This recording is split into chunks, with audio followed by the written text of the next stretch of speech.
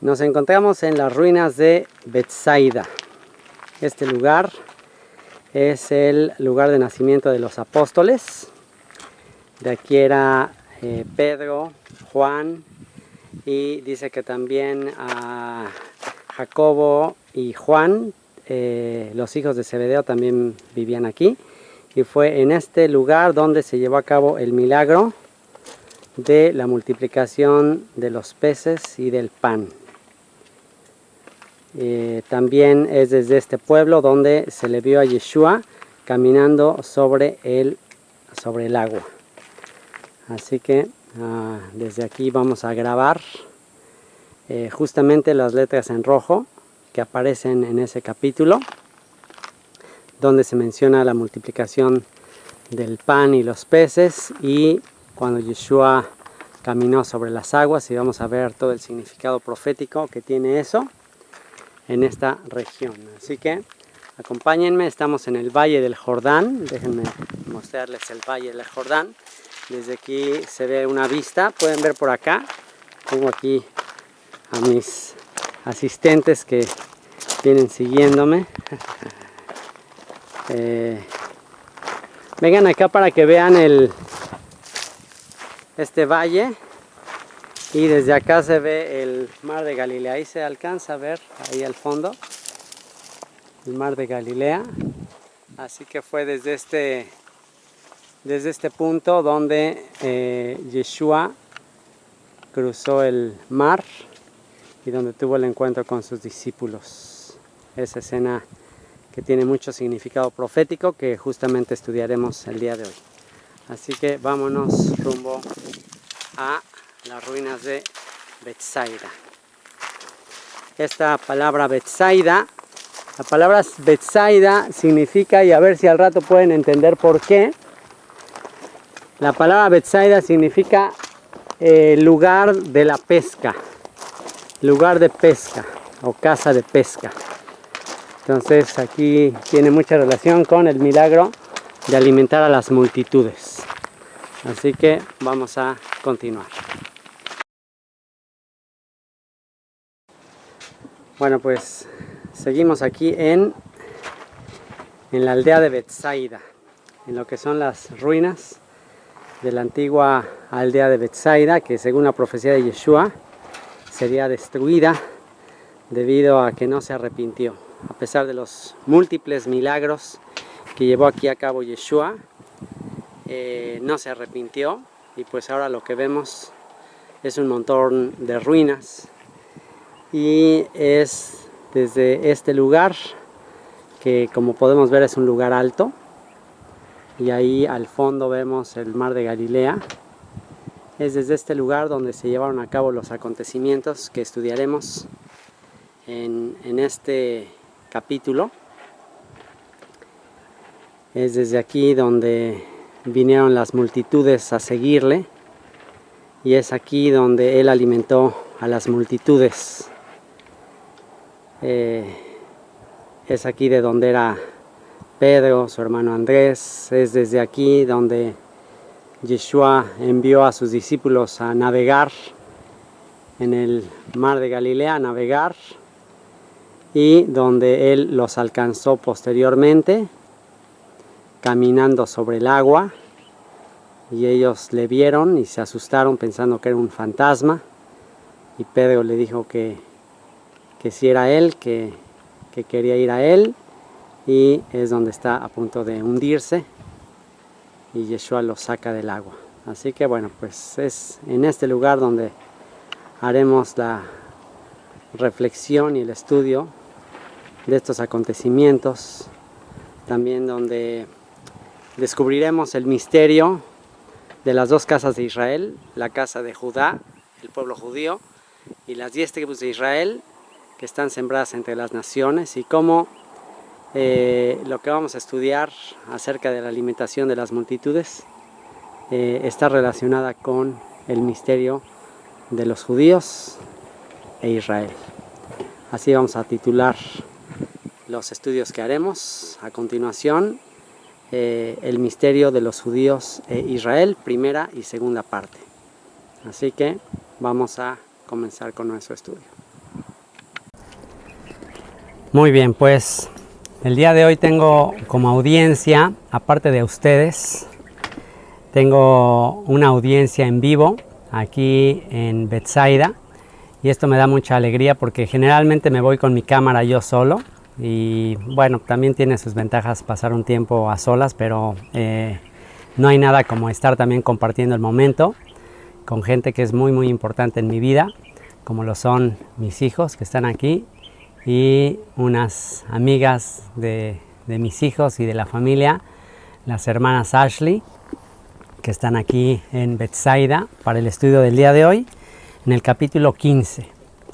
Vamos a titular este estudio El misterio de los judíos e Israel.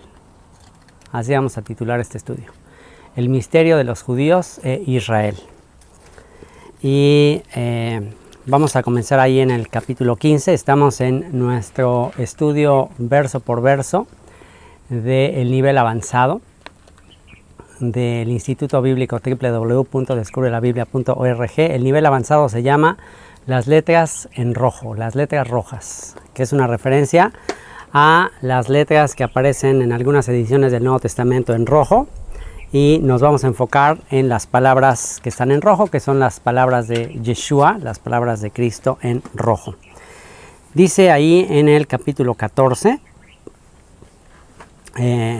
a partir del versículo 1 al 12, de hecho solamente les voy a platicar el contexto, para entender por qué en ese contexto exactamente Yeshua lleva a cabo los milagros que vamos a ver al principio del capítulo 14 y al final del capítulo 15. Digamos que este estudio que se llama El misterio de los judíos e Israel comprende dos capítulos. Comprende el capítulo 14 y el capítulo 15. Y el capítulo 14 comienza con el relato de la muerte de Juan el Bautista, después la alimentación de los 5,000 y concluye en el capítulo 15 con la alimentación de 4,000. Para mí, la alimentación de estas dos multitudes está totalmente relacionado. Es decir, cuando alimenta a los 5,000 y luego alimenta a los 4,000, en estos dos capítulos, estos dos milagros tienen una relación profética muy importante.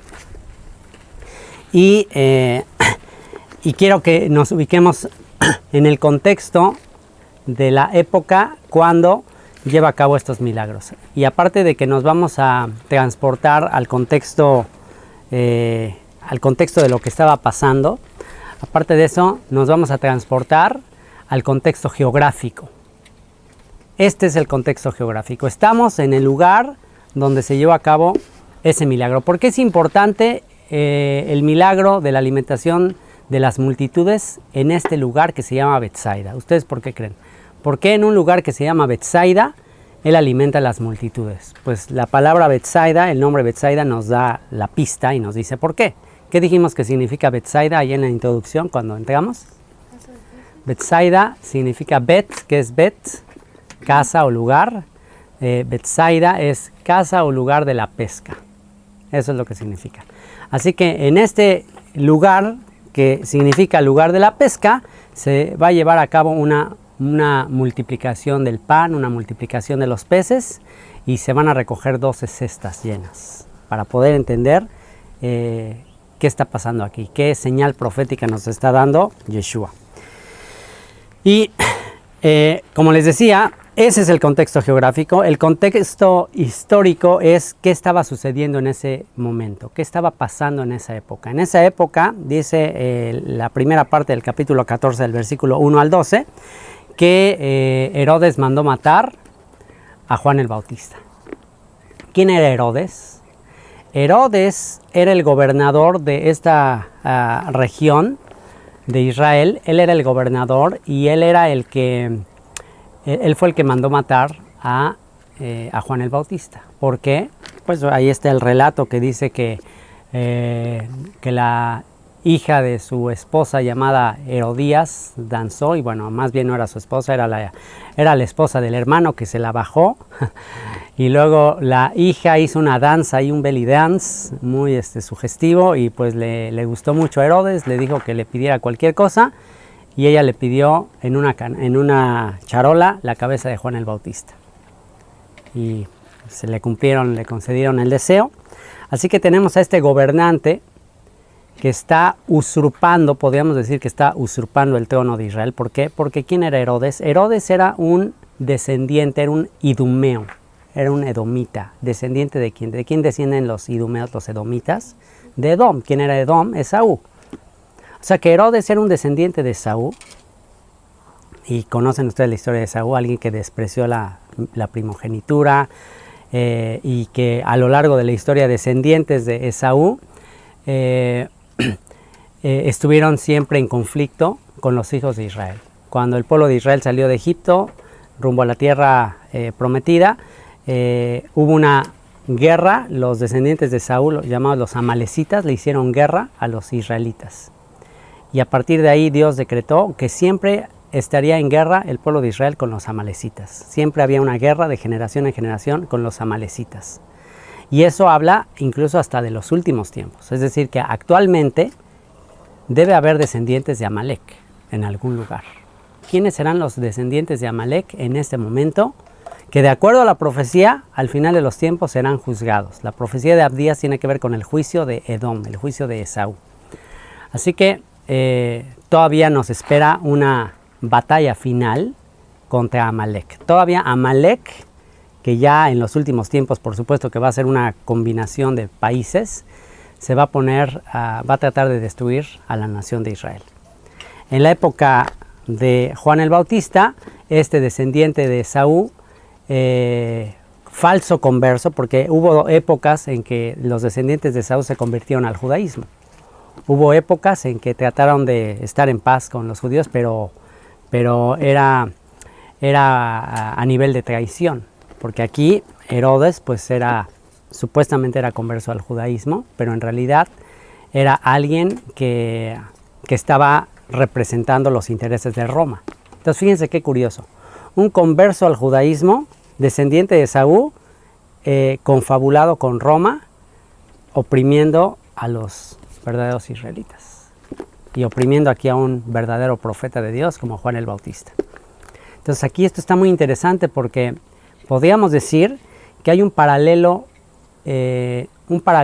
histórico entre lo que estaba pasando aquí con Juan el Bautista, una usurpación del trono de David, descendientes de Saúl usurpando el trono de Israel y persiguiendo a los profetas verdaderos de Dios.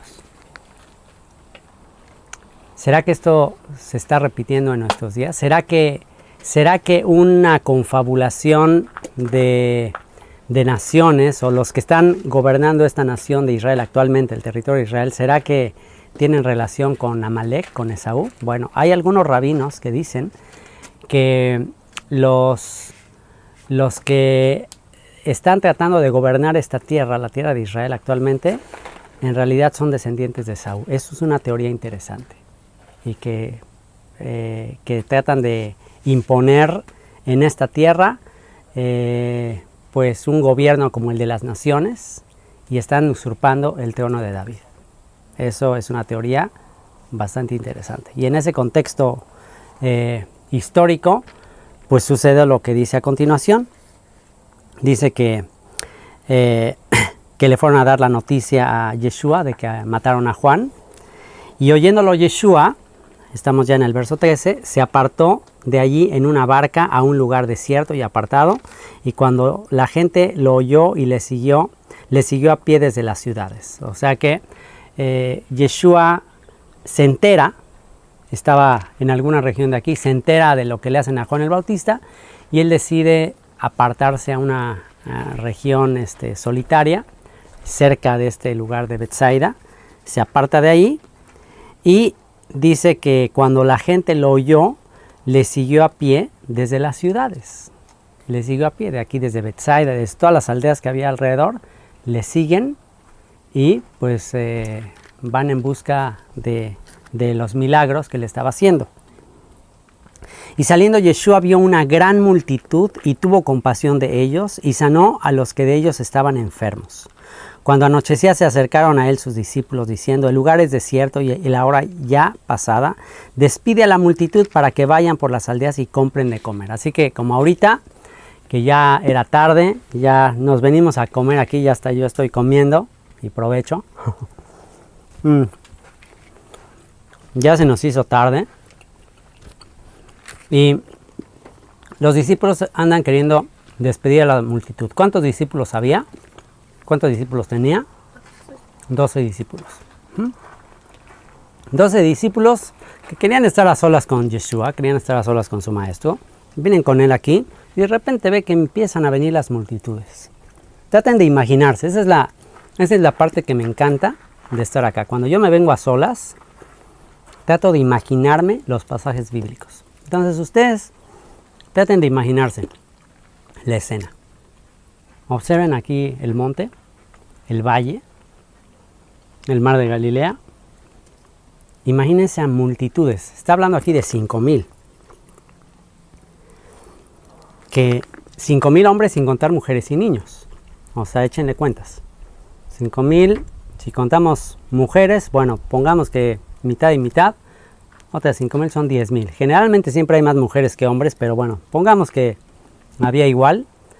Ya estamos hablando de 10,000. Más niños, que en esa época no había planificación y todos los que Dios te mande. Estamos hablando de que por lo menos había 20,000 personas a los alrededores de aquí de donde estamos. Pues imagínate, los 12 discípulos de repente ven venir a toda esa gente y ya tarde, o sea, ya tarde ya empiezan a cerrar las tiendas, ya no hay lugar donde la gente se pueda quedar por acá.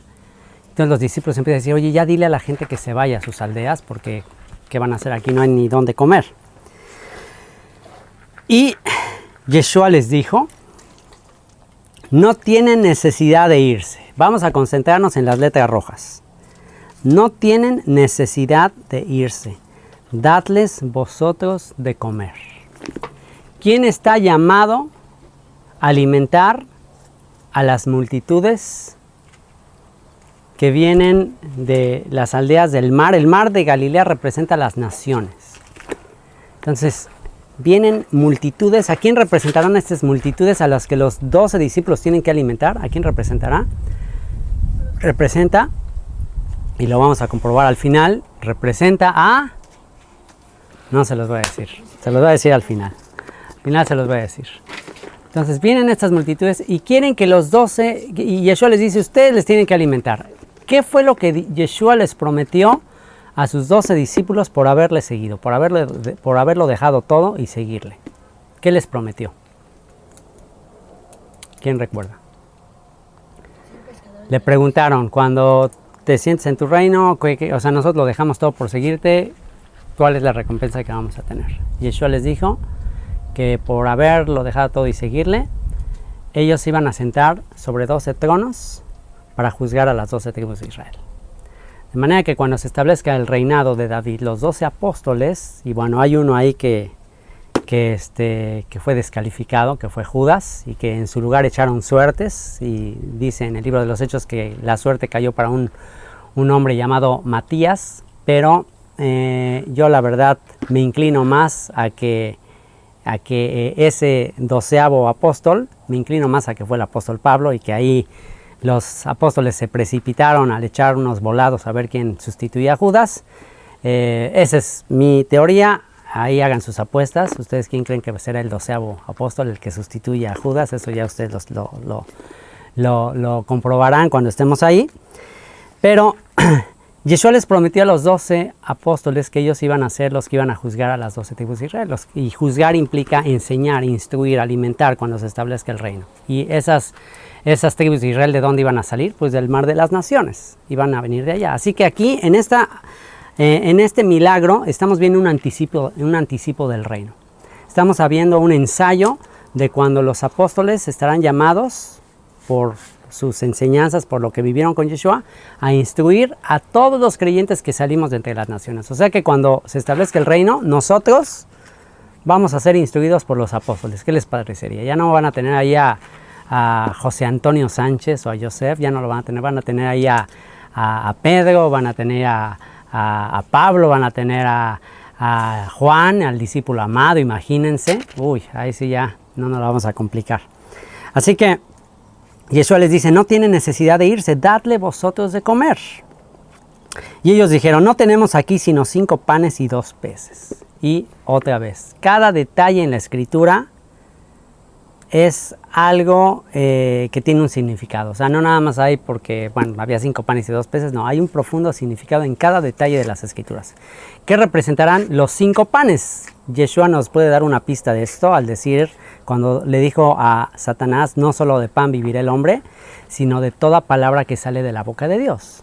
El pan es un símil de la palabra de Dios, que es la Torá, que ¿cuántos libros contiene la Torá? 5 libros de la Torá. ¿Ok? Así que estos panes representan el alimento de las multitudes, lo que va a alimentar a las multitudes que salgan de entre las naciones y que va a ser administrado por los apóstoles. Estos 5 panes representan los 5 libros de la Torá, los 5 libros de Moisés, el Pentateuco, la Torá, la ley de Moisés, diferentes nombres que se le da, que la más correcta sería la instrucción de Moisés, o la instrucción que le fue dada a Moisés para todo Israel. Y dice, tenemos aquí 5 panes y ¿qué otro elemento simbólico tienen? 2 peces. El símbolo por excelencia de los cristianos.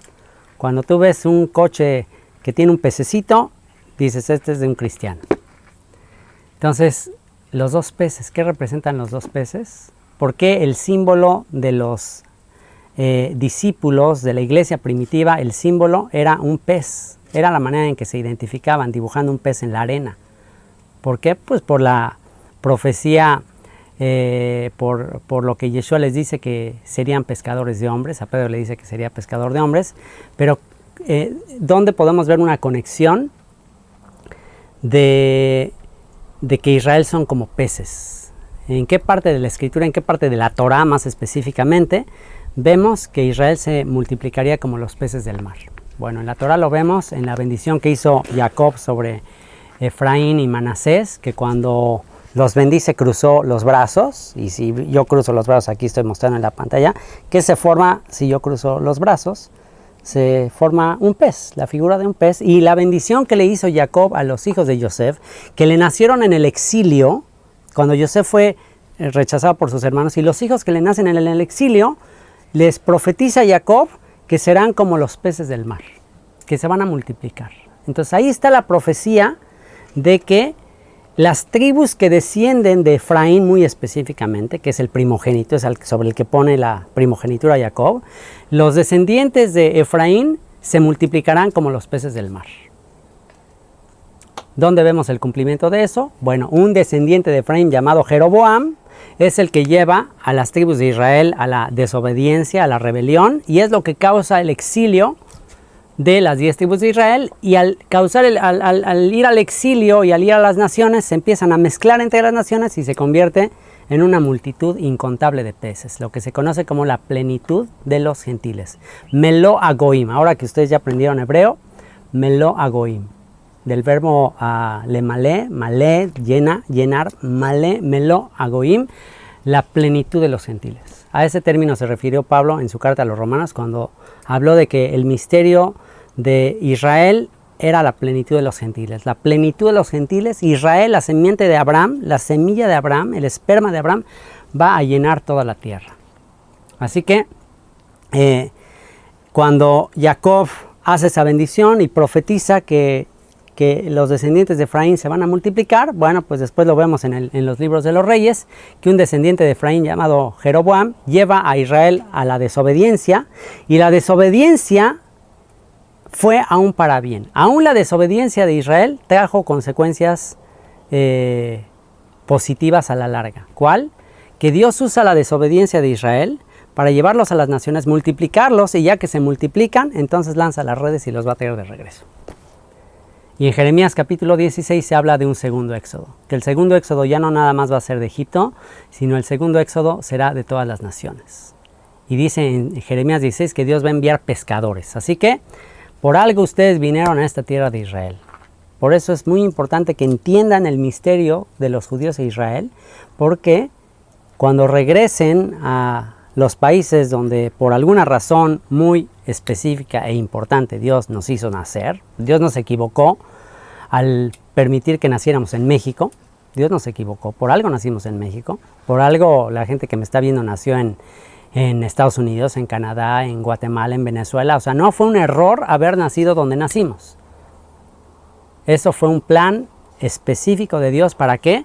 Para que ahí en las naciones donde estamos, ahí, en el momento que se nos revele este misterio de los judíos e Israel, nos convirtamos en pescadores de hombres. Porque Jeremías 16 dice que vendrá un éxodo, ya no de Egipto, sino de todas las naciones a donde fue Israel. Y dice, y enviaré pescadores, y los pescarán.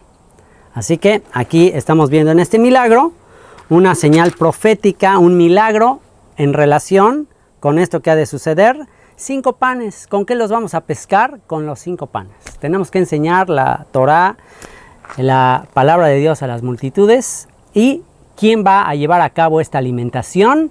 Los 2 peces, la casa de Israel y la casa de Judá. Si tú recibes ese llamado de ir a alimentar a las multitudes con la Torá, con los 5 libros de Moisés, con los 5 panes de vida, entonces tú eres uno de esos peces. Tú eres uno de esos peces de la casa de Israel o de la casa de Judá. Y vamos a ver que en estos 2 capítulos se hace referencia tanto a la casa de Judá como a la casa de Israel. Porque ambas casas están mezcladas entre las naciones. Actualmente no podíamos saber así a ciencia cierta quién es de la casa de Israel y quién es de la casa de Judá. Solo Dios lo sabe. Aunque nos hagamos pruebas de DNA, de genética, no sabemos a ciencia cierta. Eso es algo que Dios sabe exactamente quién es de qué tribu. Y aquí, en este contexto, dice que Yeshua, al ver que le presentan estos 5 panes y estos 2 peces, les dijo, tráedmelos acá. Tráedmelos acá. Yeshua está a punto de alimentar a las multitudes por medio de 2 peces y por medio de 5 panes. Traédmelos acá. Traigan los 5 panes, traigan los 2 peces, porque los voy a usar para alimentar a las multitudes. Tráiganmelos para acá. ¿Estás escuchando esto que me estás viendo tú hoy en video? ¿Están escuchando?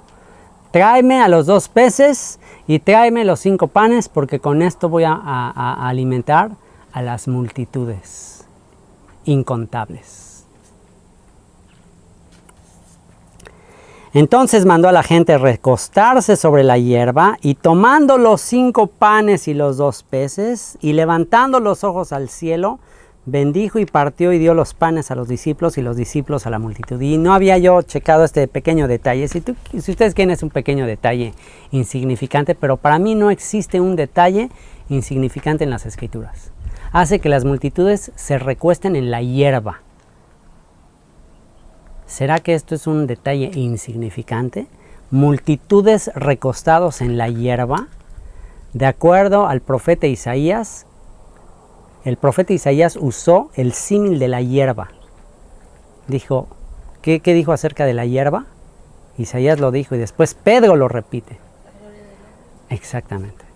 Entonces pónganse a pensar, multitudes que salen del mar, que están tendidos en la hierba sécase la hierba, marchítase la flor, pero la palabra de Dios permanece para siempre.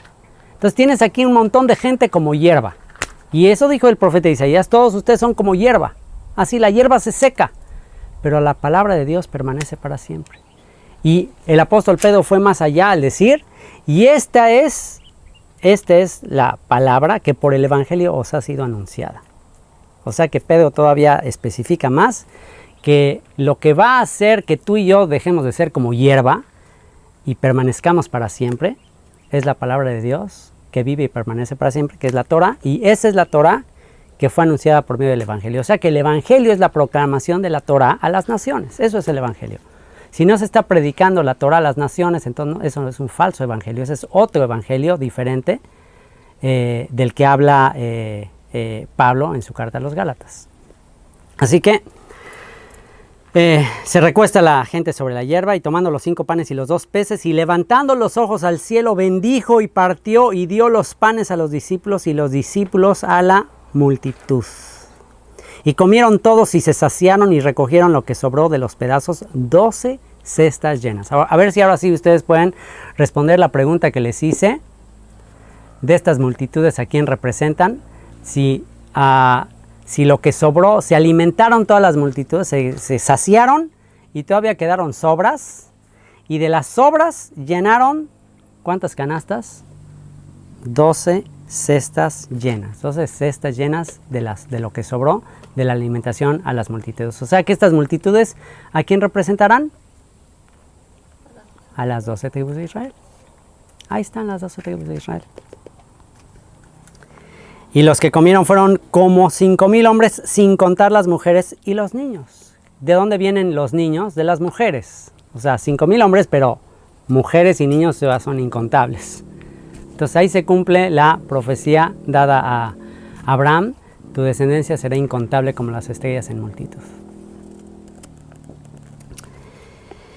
Enseguida, Yeshua hizo a sus discípulos entrar en la barca e ir delante de él a la otra ribera, entre tanto que él despedía a la multitud. O sea que, bueno, estaba aquí y una vez más, como vimos allá a la entrada, desde aquí es de donde se le vio. Aquí atrás están ustedes viendo el mar de Galilea. Desde aquí es de donde se le vio que sus discípulos partieron de aquí en la barca. Recuerden, este era un lugar pesquero, Betsaida, casa de la pesca. O sea que en la casa de la pesca, en el lugar de la pesca, se pesca a todas estas multitudes que representan a las 12 tribus de Israel y que son un anticipo de la pesca que vendrá en los últimos tiempos. Y aquí, Yeshua, otra vez, ¿ustedes creen que así nada más se le ocurrió? Bueno, pues pásense a la otra ribera, súbanse a la barca y váyanse del otro lado. ¿Ustedes creen que nada más se le ocurrió eso? ¿O aquí va a llevar a cabo un milagro que tiene relación con el misterio del que estamos hablando? ¿Ustedes qué creen? Vamos a ver lo que dice. Despedida la multitud, subió al monte a orar aparte. Despedida la multitud, subió al monte a orar aparte, y cuando llegó la noche estaba allí solo.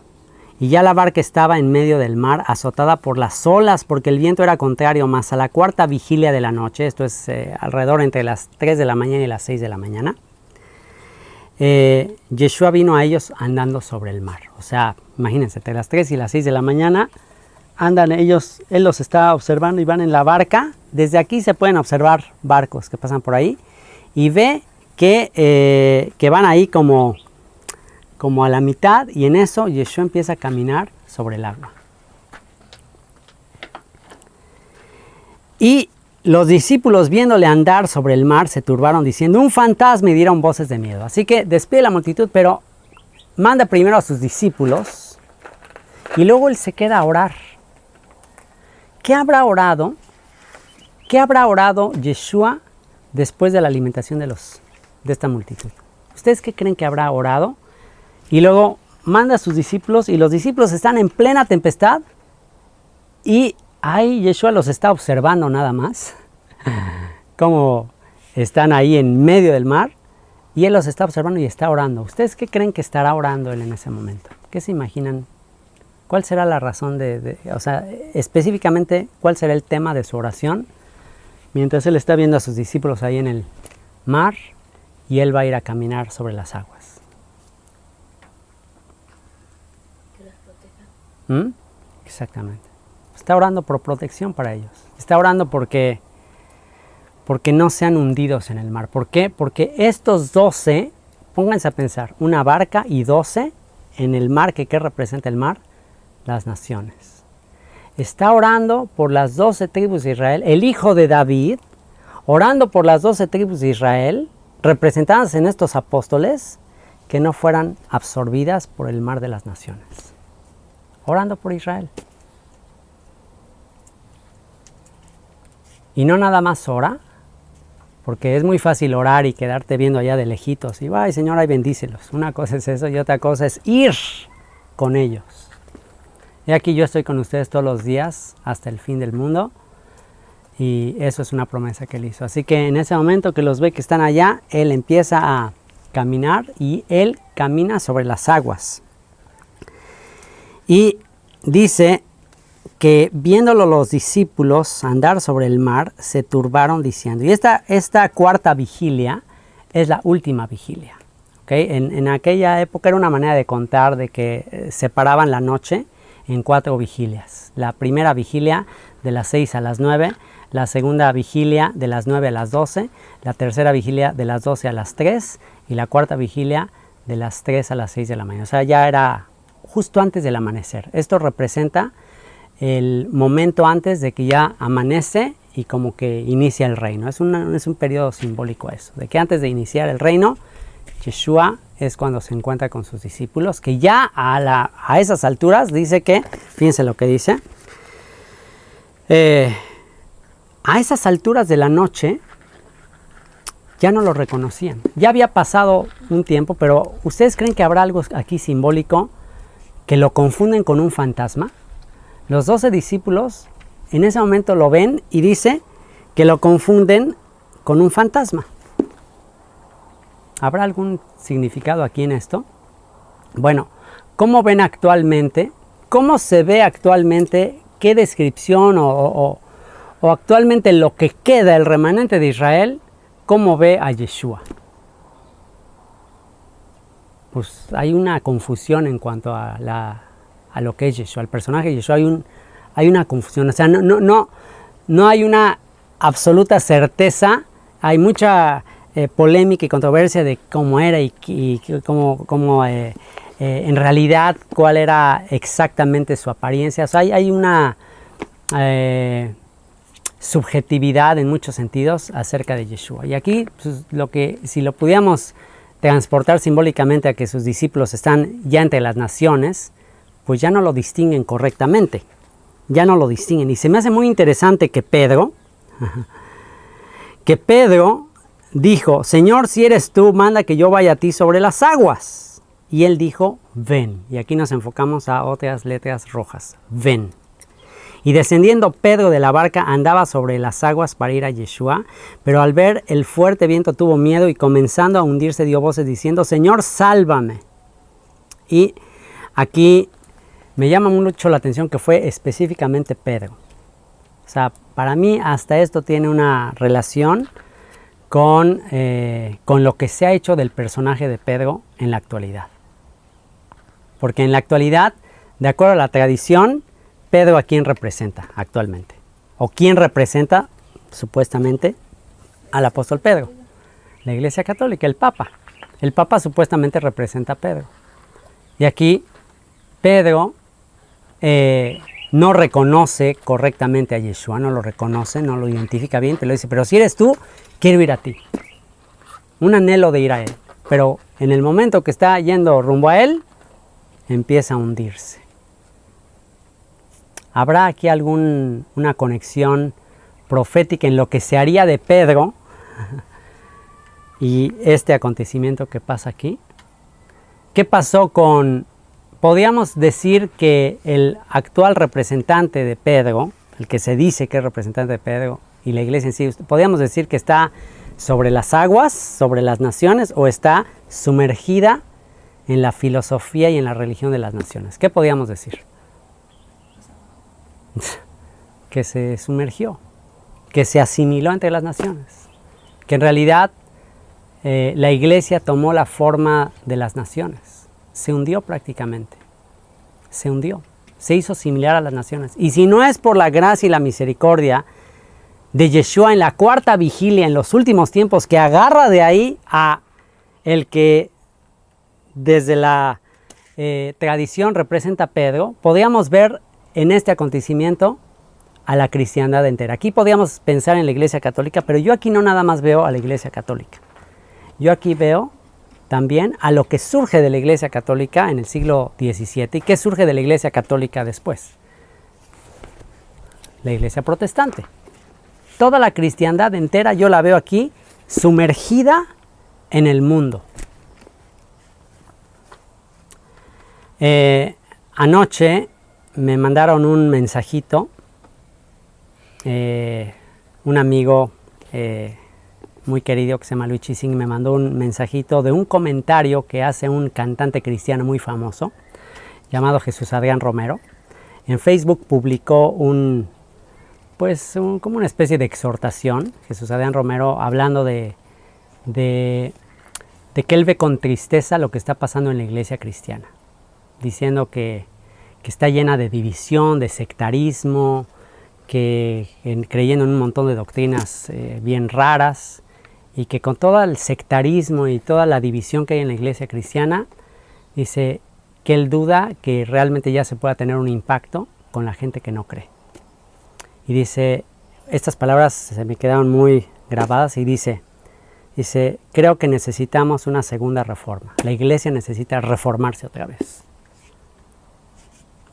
Y le escribí yo un comentario, no sé si lo va a leer, tenía muchísimos comentarios, pero espero lo lea. Pero le dije, ¿no crees tú que esa reforma que la iglesia necesite quizás es volver a las sendas antiguas? Volver a las sendas de la fe de los apóstoles, la fe original, porque efectivamente la iglesia ya se hundió en el mundo, la iglesia ya es como el mundo, ya anda predicando las doctrinas del mundo, ya se asimiló a este mundo.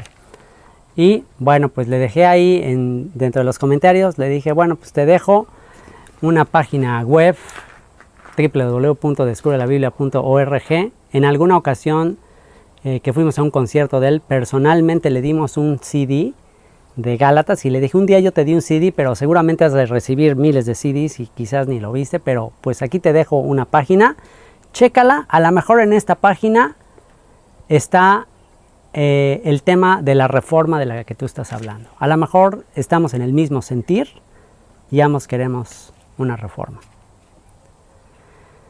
Y ahora sí me voy a quedar con la expectativa si lo lee, pero podemos ver en esto que está pasando, y las iglesias y los líderes cristianos ya andan buscando de todo con tal de atraer a las multitudes, que el G12, que la prosperidad, que los echar fuera demonios, que miles de doctrinas y doctrinas y doctrinas para tratar de atraer a las multitudes. Pero, ¿qué ha sucedido con todo eso? Se hunde más en el mundo. Y aquí al representante, al que se le dice el representante de todo eso, cuando está a punto de hundirse, dice, pero al ver el fuerte viento tuvo miedo y comenzando a unirse dio voces diciendo, Señor, sálvame. Al momento Yeshua, cuando ya está hundiéndose, y aquí podíamos ver a toda la cristiandad hundiéndose. Aquí podemos ver lo que quedó del mensaje de los apóstoles hundiéndose en el mar de las naciones, en la filosofía de las naciones, en las religiones de las naciones, hundiéndose. Y Yeshua, en su misericordia, esto es lo que va a hacer en los últimos tiempos. ¿Y cómo podemos saber que esto es lo que va a hacer Yeshua con aquellos que están sumiéndose ahí? ¿Cómo podemos saber? Porque Él permanece fiel, aunque nosotros seamos infieles. Porque yo estoy aquí como testigo de que me sacó de ahí. Y yo creo que ustedes también salieron del mar cuando solamente clamaron diciendo, no te reconozco, pero sálvame. Y ahí te saca. Y al momento Yeshua, extendiendo la mano, asió de él y le dijo, hombre de poca fe, ¿por qué dudaste? Hombre de poca fe, ¿por qué dudaste? Y aquí me quiero detener un momento para clamar y orar, porque esta frase en rojo, hombre de poca fe, ¿por qué dudaste?, dicha al representante tradicional de la cristiandad, pueda impactar a todos los que están identificados con este sistema. Hombre de poca fe, ¿por qué dudaste? ¿Qué significa fe? La palabra fe es emuná, fidelidad. Fidelidad a la Torah, fidelidad a las promesas. ¿Cuál es la promesa? La promesa más importante dada al pueblo de Israel. Si ustedes me obedecen, si ustedes obedecen mis mandamientos, ustedes serán mi especial tesoro entre todas las naciones. Ustedes van a ser una nación santa, un reino de reyes, de sacerdotes, de gente santa. Ustedes van a ser un pueblo especial. Ustedes van a ser diferentes a todas las naciones. Pero ¿cuál fue la tendencia siempre del pueblo de Israel? La tendencia siempre fue, no, queremos ser como las naciones. De manera que aquí esto es una señal profética de que aún los apóstoles y todo lo que desciende de los apóstoles seguirían con la misma tendencia del pueblo de Israel de hundirse entre las naciones y de que les falte la fe de haberse mantenido separados, apartados, consagrados, como el pueblo del pacto, como el pueblo fiel a los mandamientos. Y a ese pueblo que se está hundiendo entre las naciones, a esos millones de cristianos que se están hundiendo entre las naciones,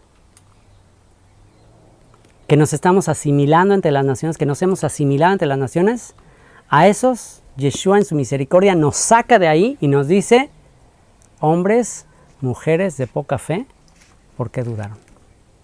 ¿Por qué dudaron? ¿Por qué dejaron de cumplir su propósito? ¿Por qué se asimilaron? ¿Por qué quisieron parecerse a los del mundo? ¿Por qué? ¿Y cuál es el contexto en el que está viniendo este pasaje? ¿Con qué inició el capítulo 14? ¿Con qué inició? ¿Con qué iniciamos este estudio? Con Juan el Bautista, con alguien llamado Herodes, que era un converso de Esaú, un idumeo, un usurpador del trono. Y estamos llegando aquí al cierre de este capítulo con los 12 discípulos que están hundiéndose en el mundo. ¿Qué conexión habrá entre este Herodes y la muerte de Juan el Bautista y todo esto y este acontecimiento? Bueno, ¿por qué razón la iglesia se quiso parecer al mundo? ¿Por qué razón el supuesto sucesor de Pedro pues ya empezó a tener un gobierno como el de las naciones? ¿Cuál fue el móvil de hacer eso? ¿Por qué razón el papado se corrompió y la cristiandad se corrompió y ya se pervirtió y se hizo como el mundo? ¿Por qué razón? Por el afán, por el poder, por las riquezas. El afán por el poder y las riquezas. Y ahí, por eso, está sumergido ahí las 12 tribus de Israel, ahí mezcladas entre el mundo. Pero de ahí, si tan solo tenemos una vez más fe, si tan solo dejamos de dudar y tomamos el llamado que hemos recibido de ser una nación especial, una nación diferente, de vivir de acuerdo a los mandamientos, de vivir de acuerdo a la fe, entonces será imposible que nos hundamos. ¿Por qué fue que Yeshua sí pudo caminar sobre el mar? ¿Por qué Él no se hundió? Porque Él es la representación de la obediencia perfecta a los mandamientos. Y si tú obedeces perfectamente los mandamientos, es imposible que el mundo te absorba. El mundo te va a absorber cuando desprecies los mandamientos. Los mandamientos fueron dados para apartarnos, para consagrarnos, para hacernos personas especiales, diferentes. Pero en el momento que los empiezas a menospreciar, empiezas a ya no darles tanta importancia, entonces el mundo te va a absorber. Ahora, si Pedro es el representante de la cristiandad, donde están las 12 tribus de Israel y más específicamente las 10 tribus del norte, la plenitud de los gentiles, y de ahí el milagro de la pesca y todo esto, si Pedro representa a la plenitud de los gentiles, a la multitud que está ahí mezclada entre las naciones,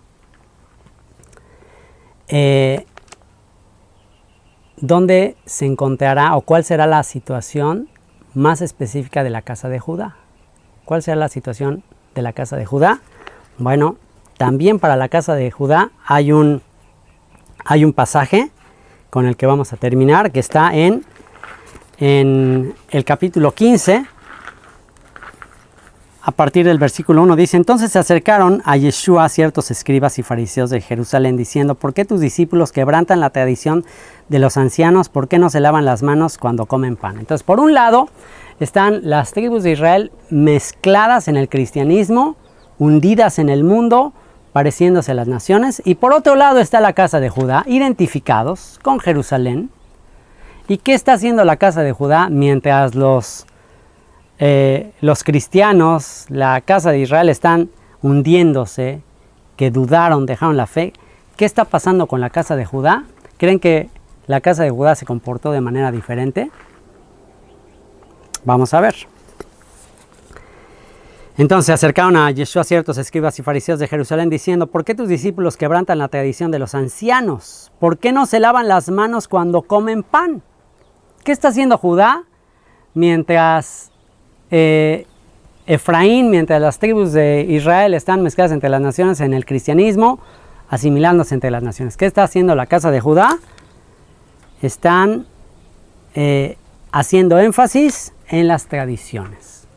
Aquí le dicen a Yeshua, ¿por qué tus discípulos quebrantan la tradición de los ancianos? Porque no se lavan las manos cuando comen pan. Respondiendo, él les dijo, ¿por qué también vosotros quebrantáis el mandamiento de Dios por vuestra tradición? Porque Dios mandó diciendo, honra a tu padre y a tu madre, y el que maldiga al padre o a la madre muera irremisiblemente. Pero vosotros decís, cualquiera que diga a su padre o a su madre, es mi ofrenda a Dios todo aquello con que pudiera ayudarte, ya no ha de honrar a su padre o a su madre, así habéis invalidado el mandamiento de Dios por vuestra tradición. Hipócritas, bien profetizó de vosotros Isaías cuando dijo, este pueblo de labios me honra, mas su corazón está lejos de mí, pues en vano me honran, enseñando como doctrinas mandamientos de hombres. ¿Qué está haciendo la casa de Judá? La casa de Judá está aferrándose a tradiciones de hombres. ¿Por qué tus discípulos no se lavan las manos de esta manera? Ese es el tema de estas palabras en rojo. Y le voy a pedir aquí a mi hija, Eli, ¿me puedes pasar un libro que está ahí en mi maleta, por favor? Y para que entiendan un poco esto de lavarse las manos, de dónde viene esa tradición, y por qué Yeshua les dice, bien habló de ustedes Isaías, este pueblo de labios me honra, mas su corazón está lejos de mí.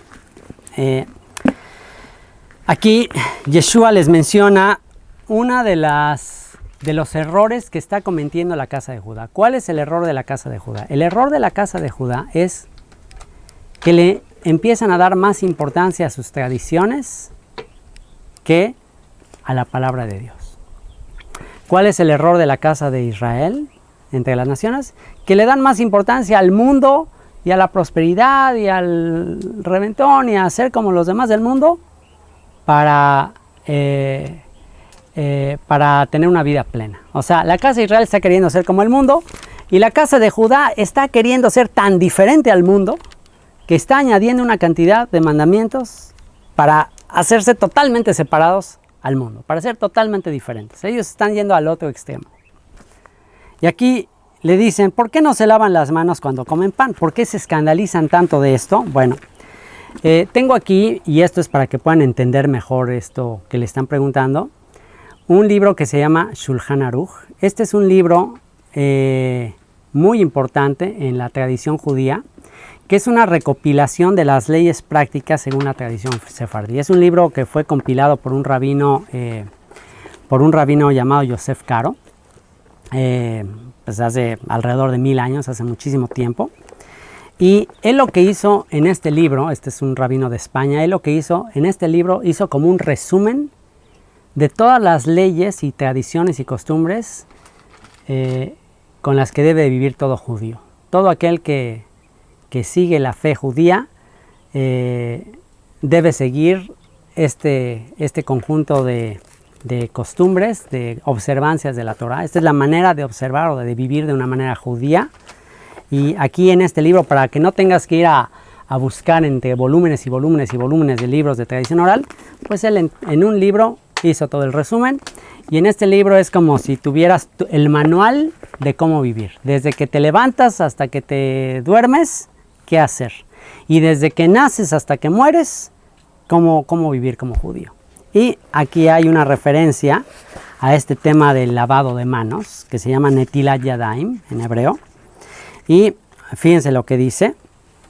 Y fíjense cuál es el origen de este tema de lavarse las manos, ¿no? ¿Dónde está esto? ¿De dónde dice en la Torah que hay que llevar a cabo un lavamiento de manos antes de comer pan? O sea, se escandalizaron cuando vieron a los discípulos de Yeshua que tomaban pan, no comían, y antes de hacer eso, no llevaban a cabo un lavamiento ritual. Se escandalizaron.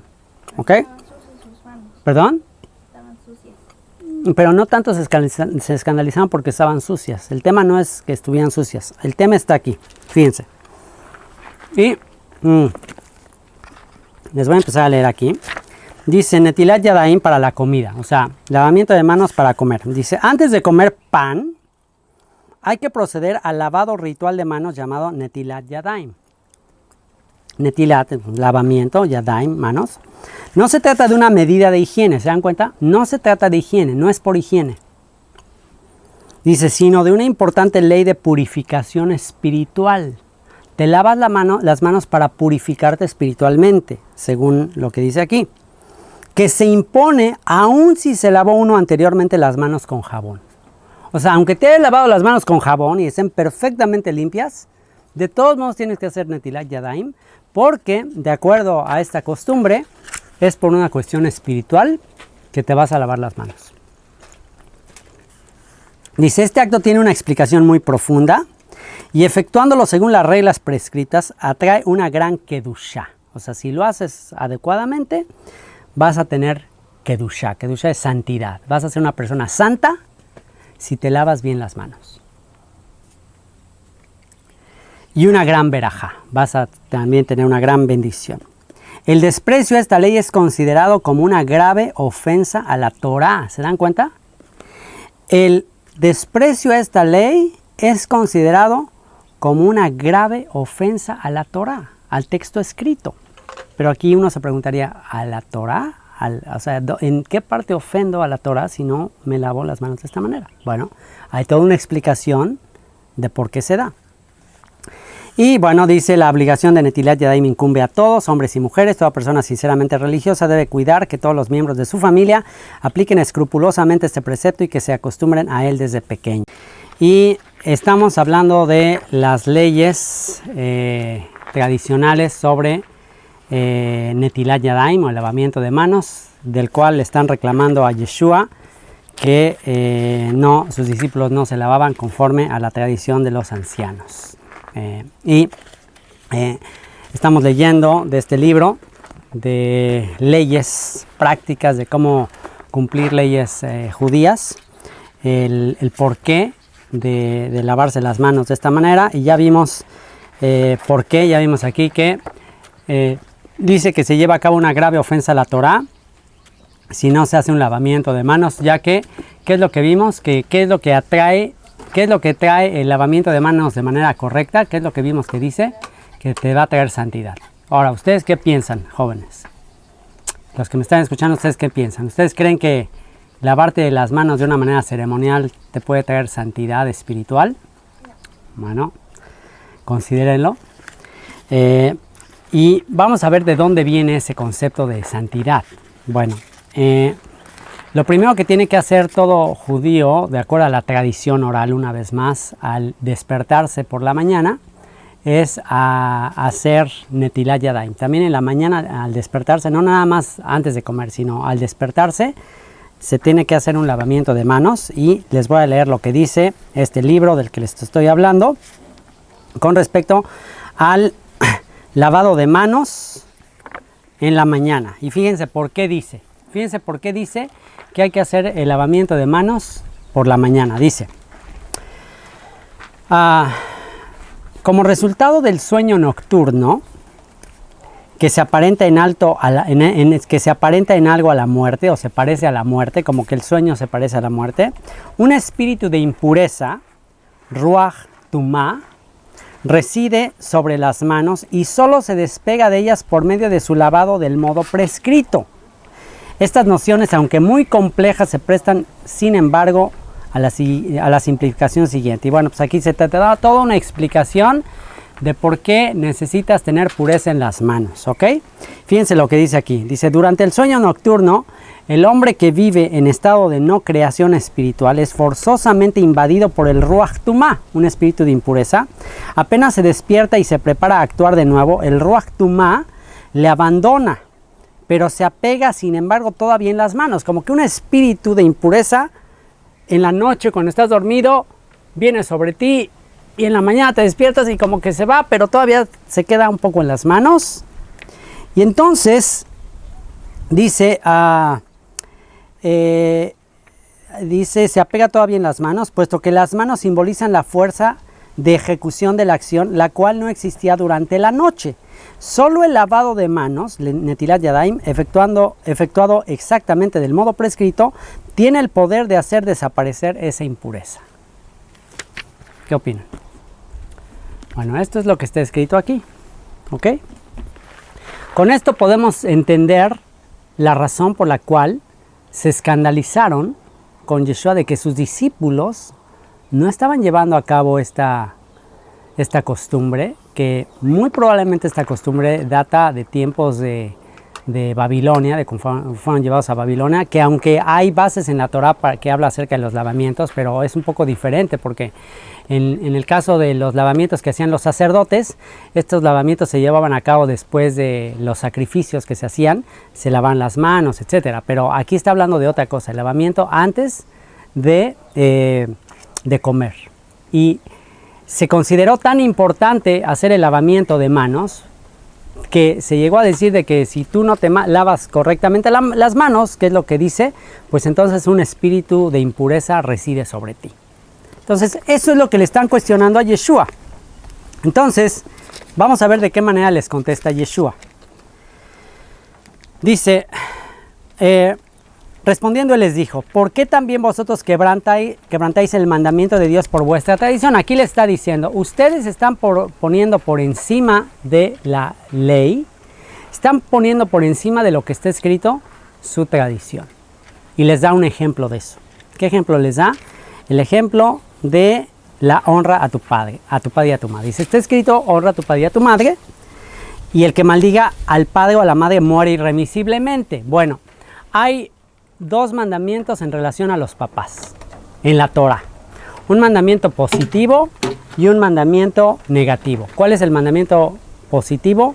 El mandamiento positivo es hacer algo por tus papás. ¿Qué hay que hacer por tus papás? Honrar a tus papás. Honra a tu padre y a tu madre. Tiene que ver con respeto, tiene que ver con incluso con ayuda y sostenimiento en caso de que lo lleguen a necesitar. ¿Ok? Y también hay un mandamiento negativo que es el que maldiga al padre o a la madre muera irremisiblemente. Si alguien dice una mala palabra o falta de respeto a sus papás, de acuerdo a la Torah, muere irremisiblemente. No hay un registro de que se haya cumplido ese mandamiento. De hecho, algunos rabinos dicen que una de las razones por la que está escrito ese mandamiento es para mantener el orden de los niños y de los jóvenes, porque los niños y los jóvenes tenían que estar escuchando una y otra vez las escrituras, la Torah.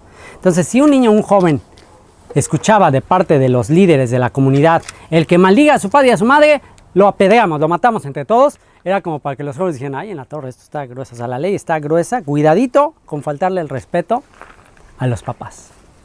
Sin embargo, ambos mandamientos, tanto el positivo como el negativo, de acuerdo a la tradición, se suavizaron o incluso se sustituyeron. Por ejemplo, el mandamiento de honra a tu padre y a tu madre se sustituyó por el de que dice aquí, pero vosotros decís, cualquiera que diga a su padre o a su madre, es mi ofrenda a Dios todo aquello con que pudiera ayudarte, ya no ha de honrar a su padre o a su madre, así habéis invalidado el mandamiento de Dios por vuestra tradición. ¿Qué es lo que hicieron? Mira, ok, se te puede disculpar el mandamiento de honrar a tus papás, incluso sosteniéndolos, trabajando para ellos.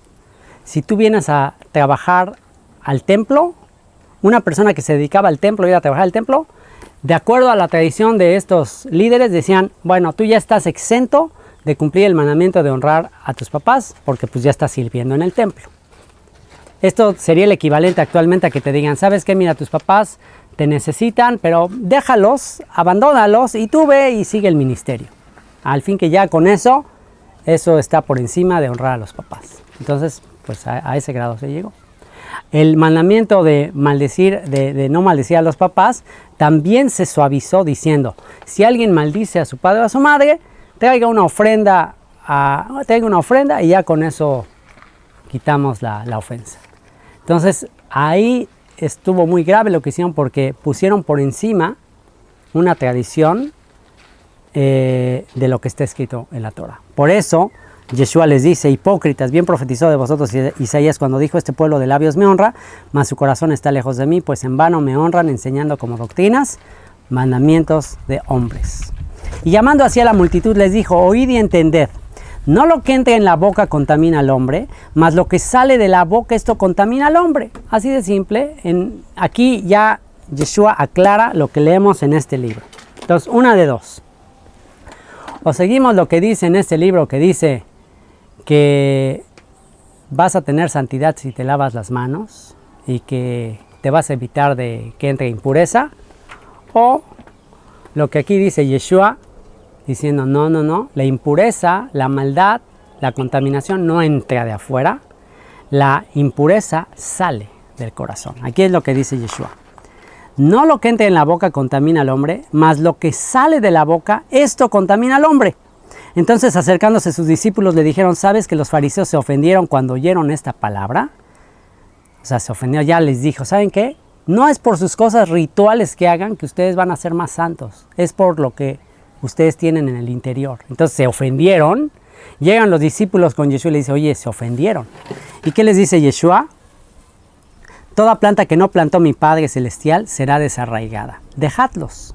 Son ciegos, guías de ciegos. Y si el ciego guiare al ciego, ambos caerán al hoyo. ¿Se dan cuenta cómo lo que... ¿Y qué es un ciego? Un ciego es alguien que no tiene Torah, que no tiene instrucción. Entonces, Yeshua le está diciendo a estos maestros de la ley, aparentemente maestros de la ley, son ciegos. ¿Por qué? ¿Por qué les dice así? Porque en realidad no están viviendo de acuerdo a las escrituras, están viviendo de acuerdo a sus tradiciones. Entonces, Yeshua dice, todo lo que es tradición, todo lo que mi Padre no estableció, va a ser desarraigado. Esto nos muestra que la religión tiene una fecha de caducidad. La religión tiene fecha de caducidad. Lo único que permanecerá será lo que Dios estableció. Por eso tenemos que asegurarnos que lo que vivimos, lo que obedecemos y lo que practicamos, tenemos que tener la seguridad de que está escrito aquí y no nada más es una tradición, una costumbre que nos hayan heredado. Tenemos que hacer un balance de cada uno de los aspectos de nuestra vida para que no caigamos tanto en el error de la casa de Israel, que está asimilada entre las naciones, llenas de costumbres de las naciones, ni tampoco en las costumbres y tradiciones de la casa de Judá, que están haciendo un montón de cosas diciendo que son Torah, pero en realidad no son Torah. Y Yeshua dice, toda planta que no plantó mi Padre Celestial será desarraigada. Respondiendo Pedro le dijo, explícanos esta parábola, o sea, a ver, tú explícanos esto que les dijiste a ellos. Yeshua les dijo, también vosotros sois aún sin entendimiento, ¿no entendéis que todo lo que entra en la boca va al vientre y es echado en la letrina, pero lo que sale de la boca del corazón sale y esto contamina al hombre?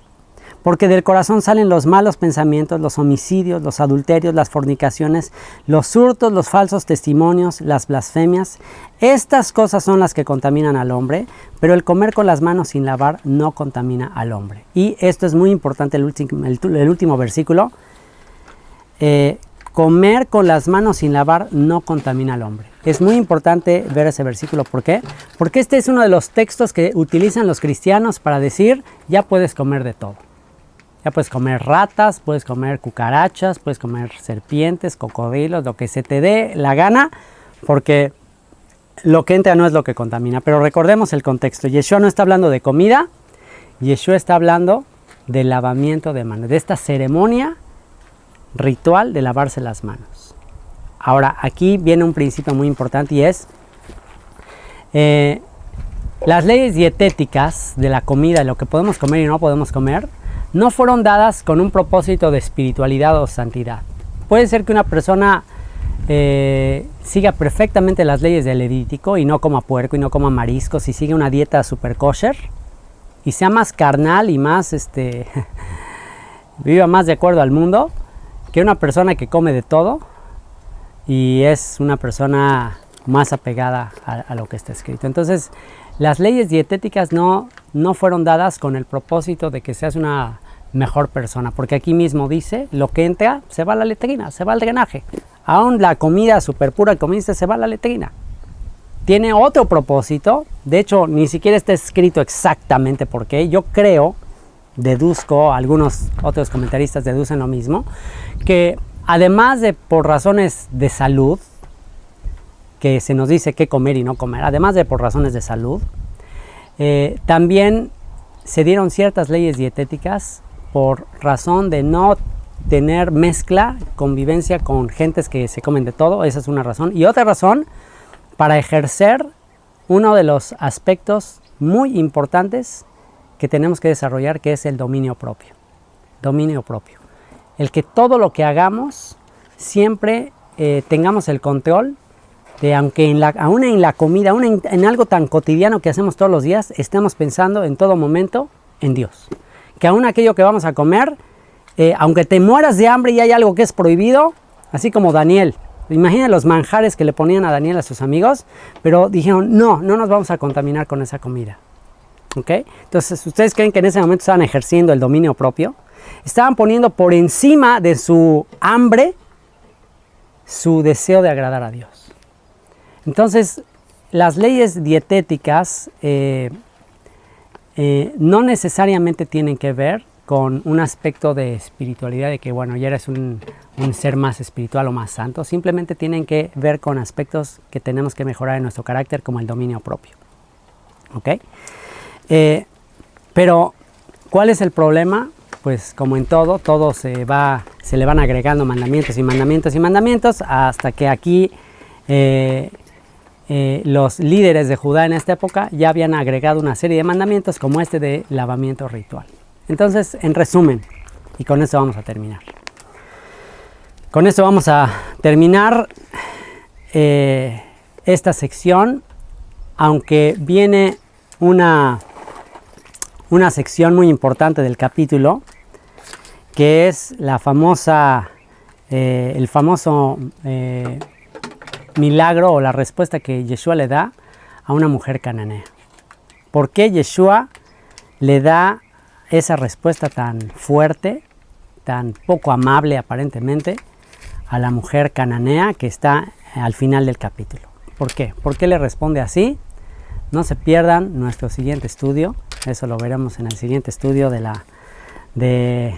las ovejas perdidas de la casa de Israel. Pero aquí en este capítulo nos vamos a quedar con lo que está pasando tanto en la casa de Israel como en la casa de Judá. En la casa de Israel, ¿qué vimos que está pasando? Las multitudes, ¿qué están pasando con ellas? Los discípulos se están hundiendo, están pareciéndose al mundo.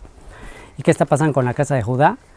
Se están pues señalando de tradiciones, de costumbres, con las cuales piensan que están obedeciendo a Dios, pero en realidad no están obedeciendo a Dios. Con esto podemos ver que ambos tropezaron y cayeron, ambos.